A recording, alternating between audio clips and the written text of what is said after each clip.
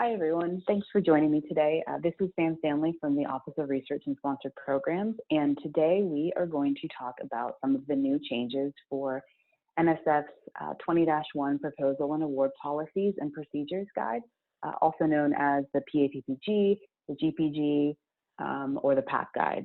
And today's session is going to focus solely on biosketches and current and pending support forms. If you are interested in learning more about the other changes, other significant changes, ORSP does have a separate presentation on our website, along with these slides available for that presentation, so you can kind of read through it and familiarize yourself with some of the other changes. So let's get started. NSF 20-1 PAP Guide is effective for all proposals submitted or due on or after June 1st, 2020. And this guide is published annually, and there is a caveat to this date. So all of the changes in the PAP Guide are effective except for the current and pending support forms and the biosketches. Given the COVID-19 situation, NSF delayed the effective date for those two forms until October 5th. So we're in the month of June right now. So all the other PAP Guide changes are effective, again, except for the two documents that we're going to talk about today. So even though it is still the summer and you've got a couple of months before they go into effect, I would definitely encourage you to consider working with these documents now just to familiarize yourself. So by the time October rolls around, you will be ready to go. So like I said, we're just going to talk about the biosketch and current pending forms today. I'm going to show you what the approved fillable PDF form. We're going to talk a little bit about Science CV and go through a couple of FAQs that are helpful and probably questions that you'll run into most often. The FAQ pages will update frequently as users submit more questions to the NSF. We're also going to go through a couple of links of where to find resources for these two documents, and then just a quick refresher of who ORSP is and what we do. Okay, so let's start with the biosketch. So currently, you are able to submit your biosketches. So, ORSP has templates. You can kind of create your own template using a Word document or something else. And as long as you have the appropriate information, you can upload it in Fastlane. It converts to PDF, no problem. So starting on October 5th, you have two options. You can either generate and submit your biosketch through Science CV, or you can use NSF new fillable PDF form for your biosketches. So note that if you are using Science CV, you must save this as a PDF and upload it as an attachment. It will not link directly to the application like it does with NIH. So just keep that in mind if you are familiar with Science CV and use it for your NIH biosketch. And you cannot convert it to Word, make changes, and then reconvert it to a PDF. All the changes must be done in Science CV. One thing that's not new this year is the biosketches still cannot exceed 2 pages. And a pretty cool feature that'll go into effect on October 5th. If you upload a document that's non-compliant into research.gov or Fastlane, you will get an error message and you will not be able to submit. So this is helpful if you're not sure if your document's compliant. Maybe you try and make changes and forget that you can't make those changes. So Fastlane will let you know, which is pretty cool and helpful. So let me show you where you can access NSF Biosketch directly from their site, and then we'll kind of go over each section and kind of what it looks like.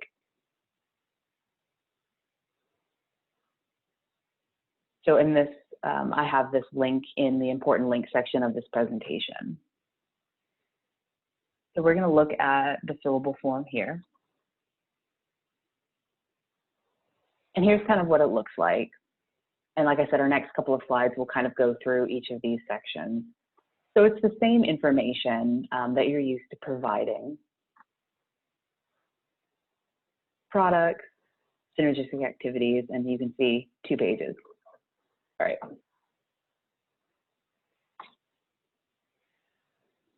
So again, here's the first section where you provide your name, position, title, institution, and then list all of your professional preparation here.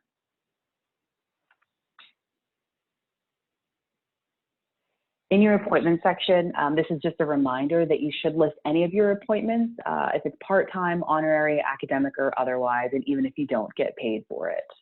You don't have to list just your academic paid appointments. Okay. In the product section, so this is not new, but what is new is that you can now use et al. For publication citations in the products section in the event that listing multiple authors makes it difficult to fit the information into the allotted space. So this is pretty cool and a good thing for NSF to do to kind of make it a little bit user-friendly for you. And note that you are still limited to 5 products per category. So 5 products that are most closely related to the proposed project and 5 other significant products. And then there's the synergistic activity section as well. And remember that you're still limited to 5 distinct synergistic activities. So we're going to talk a little bit more about that right now. Okay. Over the past couple of years, NSF has worked hard to try and clarify the synergistic activity section. And they provided even more clarification this year, which will hopefully clear things up. So you cannot list multiple examples within one bullet point for your synergistic activities. So for example, let's say your activity is conducting federal proposal reviews. You cannot say conducting proposal reviews for NSF, DOE, NIH, etc. The reason you cannot do this is because NSF views this as an example with multiple components. So here are your multiple components. If this were your activity, what you could say instead is conducting federal proposal reviews for NSF, period. Or you could say something like conducting federal proposal reviews for multiple federal agencies. And we see this issue a lot, you know, sometimes with journals. So let's say that you're an editor on journals A, B, and C. Moving forward, you can only say, you know, I'm an editor for journal A, or I'm an editor for multiple journals. This is going to take some time getting used to, and ORSP is happy to review your synergistic activities and help make sure that you are in compliance with this new clarification. Again, like I said, it's going to be a little bit different, a little bit tricky to get used to, but we're going to try getting it right. Again, why I kind of encourage you to start working on your biosketches in June, so you'll be ready and have this down in October. Okay, the other option is you can prepare your biosketch in Science CV. And the reason that NSF has started using Science CV is that the adoption of a single common researcher profile system for federal grants reduces the administrative burden for researchers. So Science CV will produce an NSF compliant PDF version of your biosketch. Again, you must save these documents and submit them as part of your research proposal via Fastlane or research.gov. We're not going to go through the Science CV process of how to create it, but you can access Science CV here, and on the important links page, there are some really helpful tutorials and guides. So if you're used to using Science CV, this might be no problem for you. If you're used to just using, you know, a Word document, then the PDF fillable form, easy for you as well. And again, reminder that you are still limited to 2 pages per biosketch. Okay, so here's what the Science CV site looks like. You would click here to start, and then it'll prompt you for how to create an NSF biosketch. And here's, like I said, a really easy, helpful tutorial that you can access.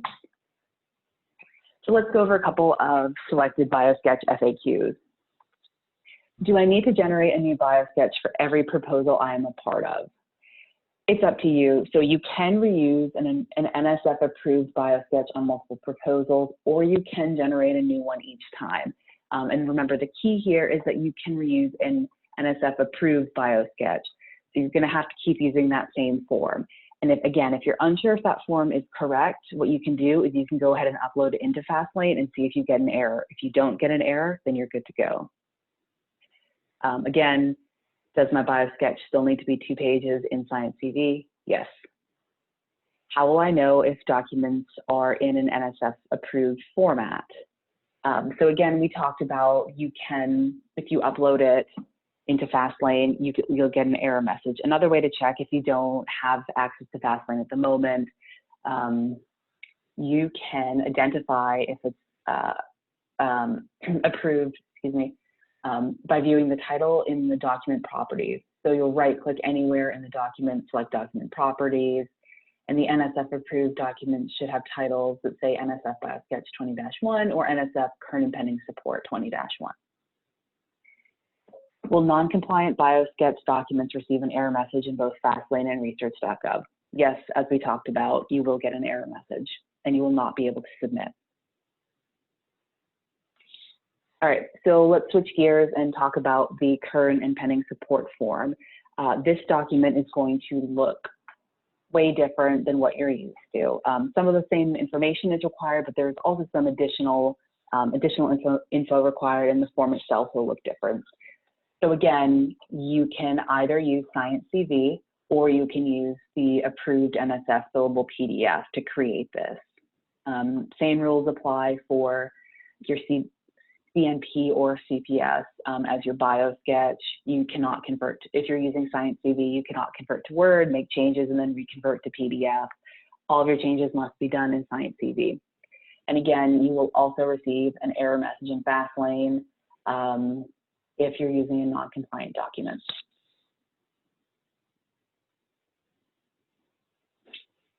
Okay, so like I said, this is going to look a little bit different. So what information must be included? So you're going to have to include information on all current and pending support for ongoing projects and proposals.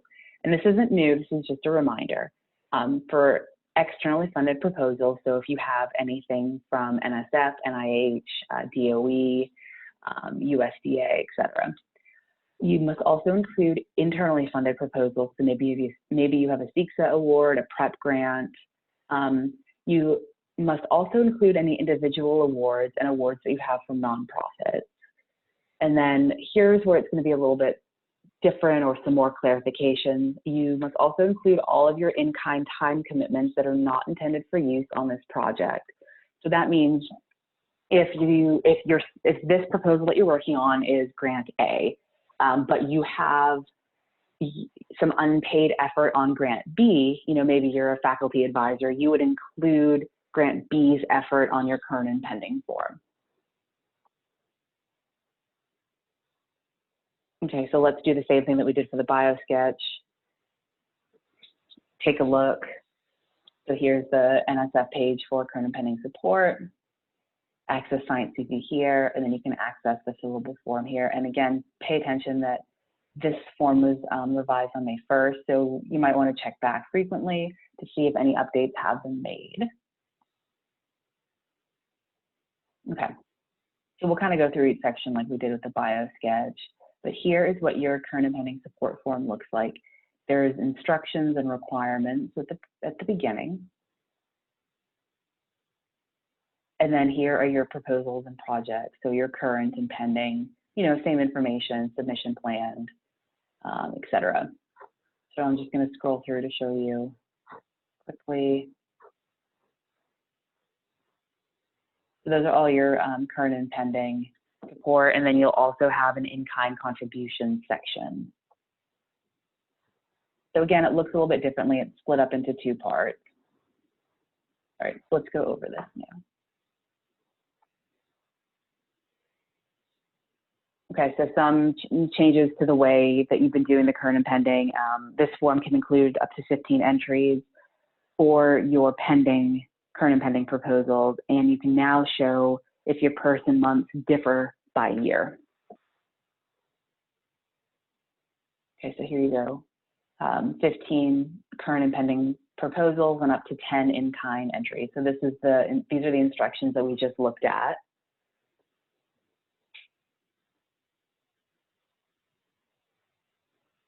Same information, project proposal title, what's the status, and remember, you always include the proposal that you're submitting as a pending award. Source of support, so if you're applying to NSF, you put NSF. Primary place of performance, still the same, University of Tennessee at Chattanooga, if that's where the project's taking place. If you know the proposed start and end dates, total award amount, not just direct costs. And then right here is where you can list, let's say you only have half a person month in year 1, but then you move up to one person month in years 2 and 3 and 4 and 5.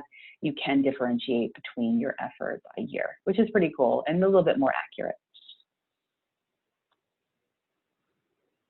Okay, so now in the in-kind contribution section of the CNP form, as we mentioned, you can have up to 10 in-kind entries, and those in-kind entries include unpaid time commitments to projects other than the one that's being proposed to NSF.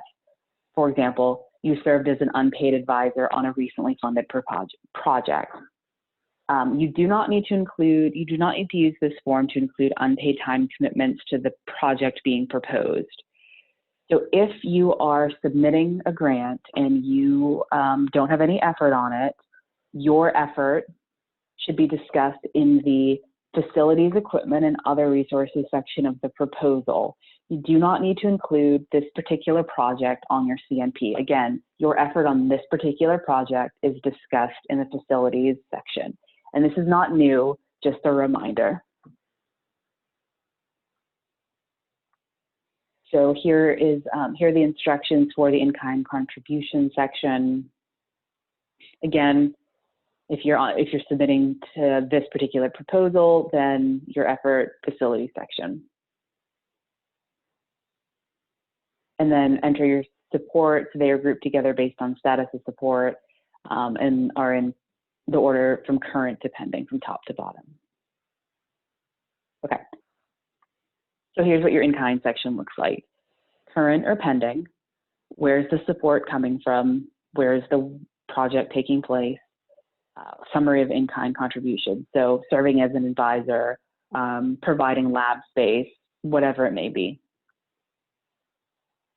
And then your time commitment. How much effort are you actually spending on this? Even if you're not getting paid, you know, is it half a month? Is it 10 hours? So even if you don't know the exact number, do your best to estimate. And again, you can change, if your effort changes by year, you can state that.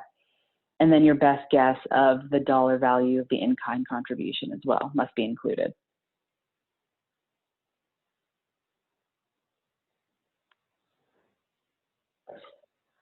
So like your Biosketch, you can also prepare your current and pending form in Science CV. And again, you would click here.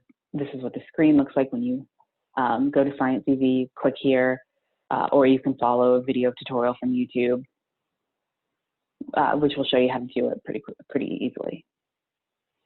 So let's go through a couple of FAQs as well. I think the main one to understand is this first one. So what is the purpose of providing my current and pending support info? This information allows NSF to assess the capacity of the individual to carry out the research proposed, as well as help assess any potential overlap or duplication. So NSF really wants to know, do you actually have the bandwidth to do the work, which is why they're asking for more information about your in-kind effort and all of your current and pending support. You know, if you don't have a minute to spare, how are you going to be able to actually do this project?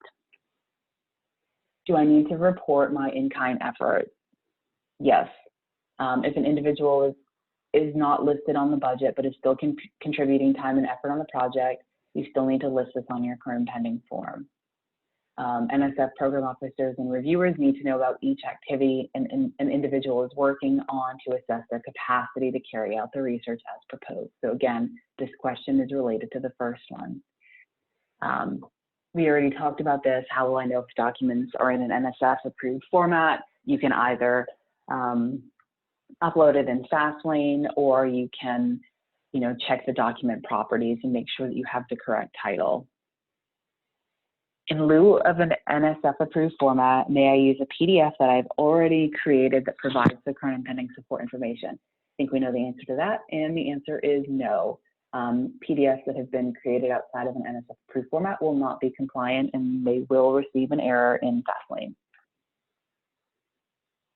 Is it permissible to save current and pending support information into a Word document, then create a new PDF?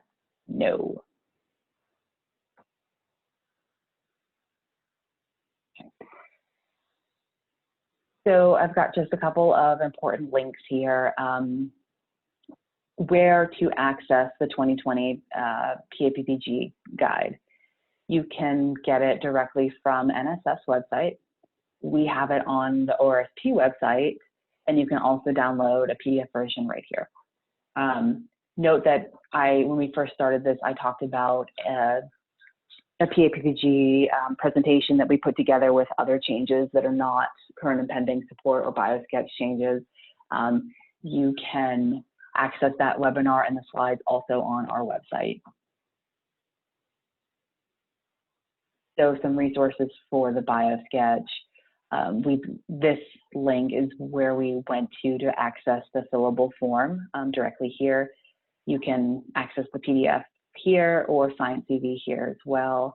And some of the selected FAQs that we went over were pulled from NSF's FAQ page, which can be accessed here. And NSF is updating that document frequently as more questions come in. So that will change. More Biosketch resources. There's some Science CV guides on creating an NSF Biosketch, YouTube videos available for you as well. And these resources are also on our website. Okay, the current and pending support resources look very similar to the Biosketch ones. The NSF page, you can access the fillable form here, Science CV here, YouTube videos for creating your form in Science CV, and then FAQs here as well.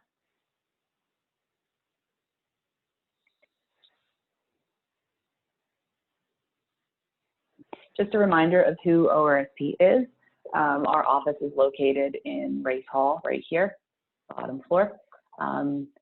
Meredith Perry is our executive director. If you have post-award or contract questions, feel free to reach out to Angie Johnson, our assistant director. Todd and myself, we help with the your pre-award questions, so when you're preparing the proposal, and help you with the submission. Tracy Woodbury, she kind of helps with the post-award and pre-award, so she can probably help you with any questions as well. And then our office manager is Terry Bearbauer. A reminder of the services that we offer. So we offer from the very beginning to the very end, pre-award through post-award. We can help you identify funding opportunities. We support research and proposal development, so helping you with your budget, sending you templates, checklists, helping secure an external reviewer for your proposal before it's submitted, all kinds of things. Anything that we can do to help, we want to help make your proposal more successful and give it a better chance of being funded. So our office is also, we also are the ones who submit the proposal to the federal agencies, to the nonprofits, wherever you're submitting. And we also help with the post-award side, so the contract negotiations, and we work in collaboration with accounting services to help with getting accounts set up, things like that. And then the best part of our jobs, enabling and celebrating your research success. So that's what we are here for, to help you get funded. And some additional resources. If you are in the College of Arts and Sciences, we have Ashley Ledford is the grants administrator for your college, and she can help with a pretty comprehensive research development assistance. And then if you are affiliated with the SIN Center, Bailey Kirby can also provide comprehensive research development services as well. So that's all I have for you today. Feel free to reach out to me at sam-stanley@utc.edu if you have any questions, or you can reach me at my office phone number is 423-425-4168. Thanks.